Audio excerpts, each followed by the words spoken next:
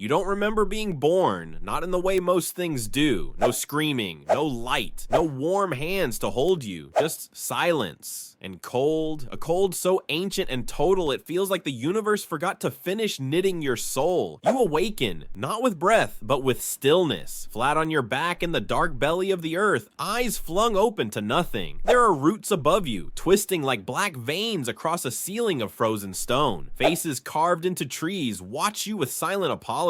Or maybe it's regret, or maybe they're just witnesses. You don't cry, you can't. Whatever made you, whoever you were before, is already gone, swallowed by the dragonglass she plunged into your chest. One sharp shard, pressed in with ritual precision and zero bedside manner, and that was it. The child died. You were born, no name, no birthday, no parents lining your crib with prophecy and lullabies, just the children of the forest, the ancient forest-dwelling warlocks who made you not out of love, but necessity, to fight men, to stop them, to fix the mistake of humanity by creating one more mistake with sharper teeth. You weren't swaddled in blankets, you were sealed in ice. You were not held, you were used. And somewhere, deep in the last flicker of that erased beginning, you know one thing: you weren't supposed to survive this long.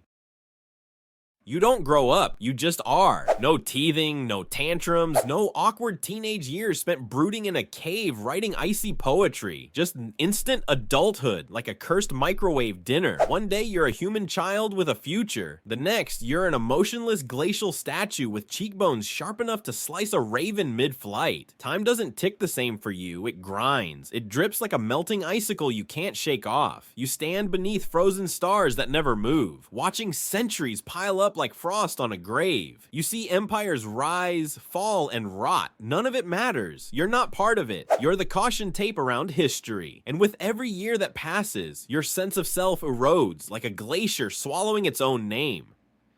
What were you before this? A man? A boy? A warning? You try to remember a face, maybe your mother's, maybe your own, but all you get is snow. Somewhere around year 300, you invent the concept of sulking. Not sadness, not grief, just a deep, cavernous ugh that settles in your chest where a heartbeat used to be. You take long, slow walks across frozen lakes just to feel anything. You stare into the abyss, hoping it might blink. It never does. No birthdays, no milestones, just endless winter and the quiet, creeping suspicion that the worst thing that ever happened to you was being born at all.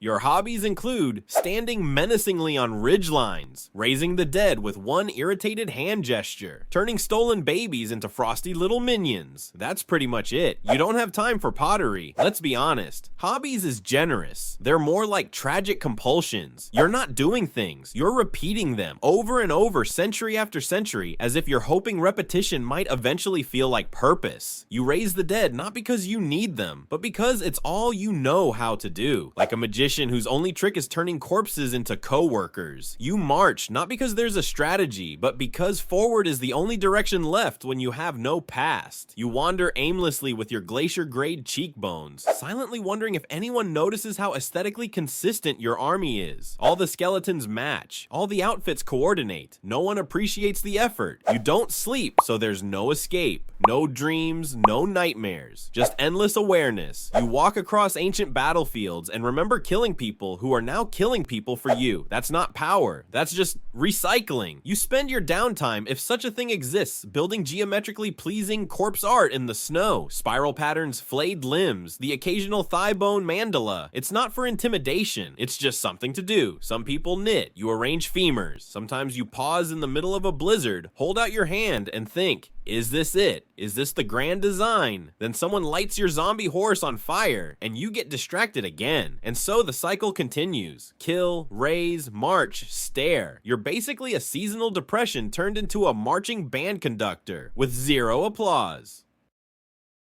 The whites are not great conversationalists. They're mostly screaming skulls and frozen peasants who do whatever you tell them, which sounds cool until you realize they're also clingy, incontinent, and explode in daylight. Your White Walker buddies. They're like you, only less charming. You make them by touching babies and praying no one calls child services. They don't talk either, just a lot of dramatic stares and synchronized horse riding. It's like an emo boy band, but nobody sings and everyone's missing lips. Romantic relationships? Forget it. Who would date the embodiment of winter depression with a permanent murder glare? Even Melisandre swiped left.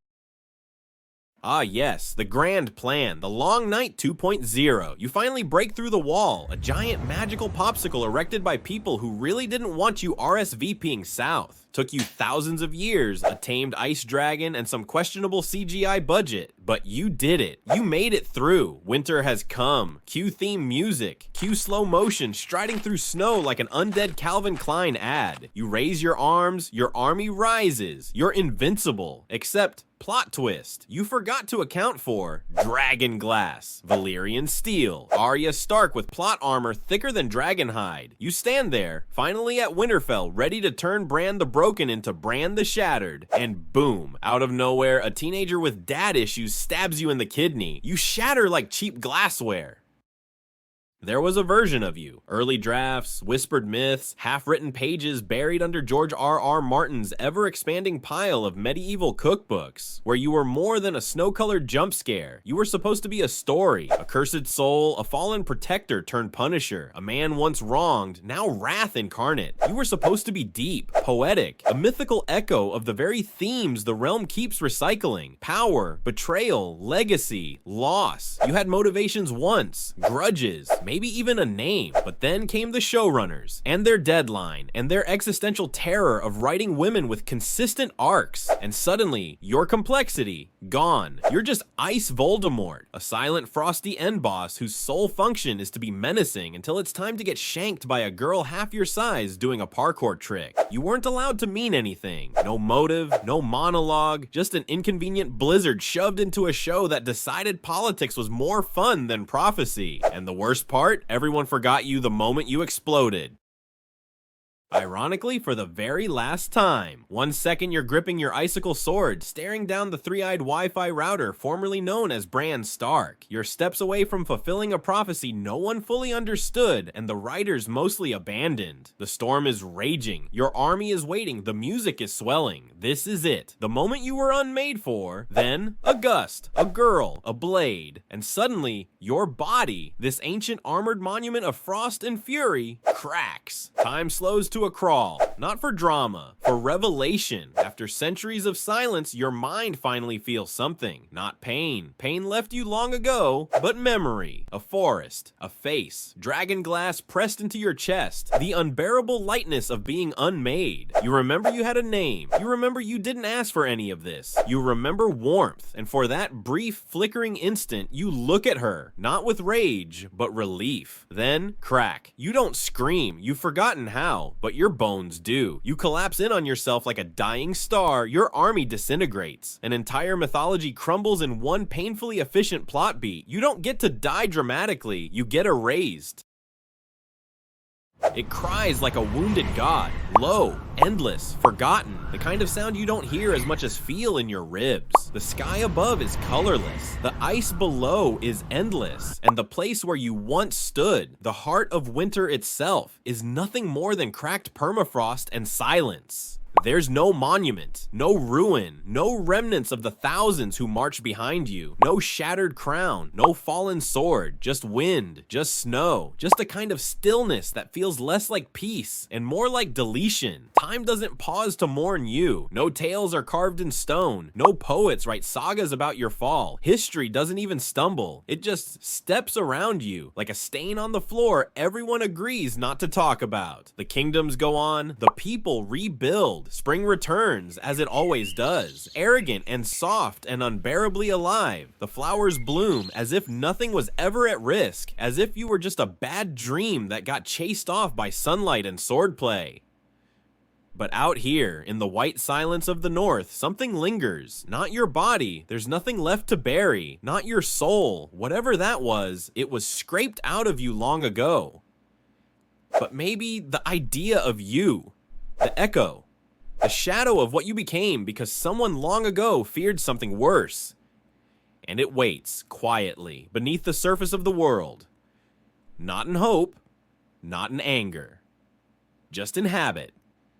Because if there's one truth the living always forget, it's this: winter always comes back.